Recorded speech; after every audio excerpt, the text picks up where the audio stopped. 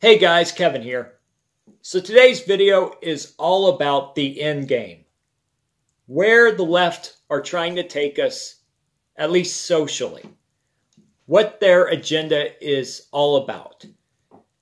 You know, we've seen all this stuff over the past few decades. The advocating for late-term abortions and now even post-birth abortions where women can kill their children after they're born. Advocating for Rito with a Pedo and holding these events at local libraries where men in drag read to young children. Celebrating child drag queens like Desmond is Amazing. Holding ceremonies with satanic temples where they gather and cast spells on Donald Trump and then celebrating it in the media. Advocating for the ending of gender and the idea that there are thousands of genders. Pushing polyamory and even bestiality. All of these things are things we've seen the left advocate for or try to implement through policy over the last few years. And yesterday I'm talking to my brother and he made a joke at his girlfriend's family's expense. He said that they shouldn't have a gender reveal party because it's bad to gender a baby. And they asked him what he meant. Now, like many in America, they are left-leaning, but not politically active. You know, the type, they live in an urban bubble. They watch television media where they're bombarded with propaganda. They hang out on Twitter where it's all left-leaning stuff. But they don't understand what the policies are all about. In fact, they don't even understand what many of the policies are. There's so many people like this. And I told my brother, you can talk to him all day about the deranged stuff that the left advocate for, but really you have to start with what it's all about, what it's leading up to. And that is the destruction of the nuclear family. That has been the goal since day one. So a few months ago, there was an article that trended on Twitter from The Atlantic that was called "The Traditional Family Has Been a Mistake." This article gained widespread praise from the mainstream media and the Twitter talking heads. And it was all about how the traditional family has been a bad thing. Now, like all left-wing propaganda pieces, this article was full of fallacies. They argued that the traditional family has been bad because certain groups with traditional families do better than other groups that don't have them, which how is that bad? They argued that the traditional family is a mechanism of capitalism. Of course, capitalism has been great for the world, for America. And when you look at the alternative, how could a traditional family, if that's a mechanism of capitalism, be bad?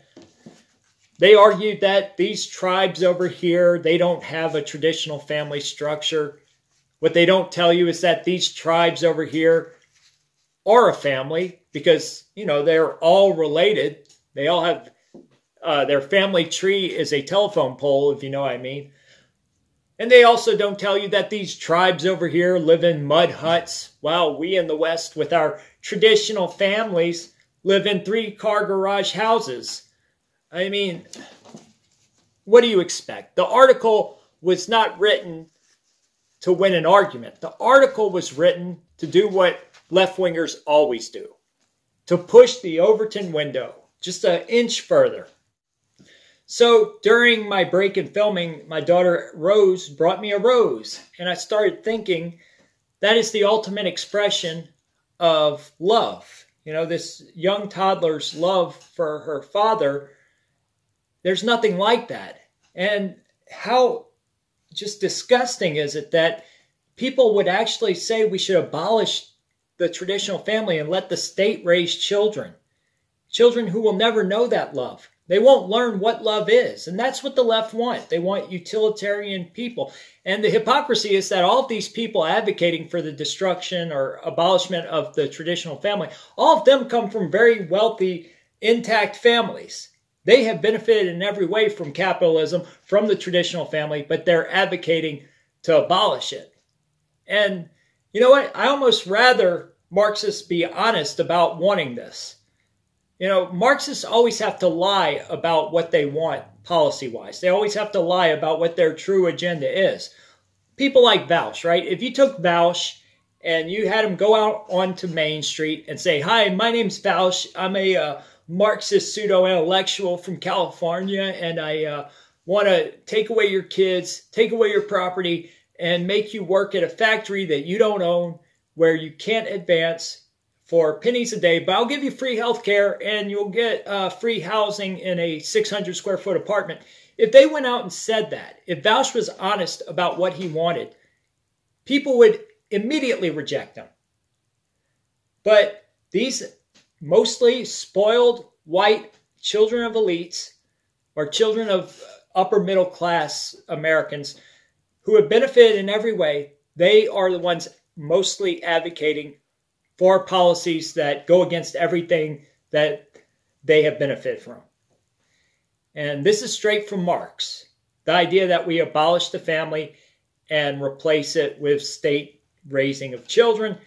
And the left used to be honest about that, but then they went underground and they started chipping away at the institutions and the traditions that built the American family. That's why if you go watch television, going back to the 60s, you see Leave It to Beaver, then you see Al Bundy, and then you see Jersey Shore, and now you see, you know, RuPaul's Drag Race, you know, men painted as stupid, women in all of the leads, you know, punching out grown men, all of this stuff to give people a false sense of reality when it comes to male and female hierarchies and the family structure and what it should be.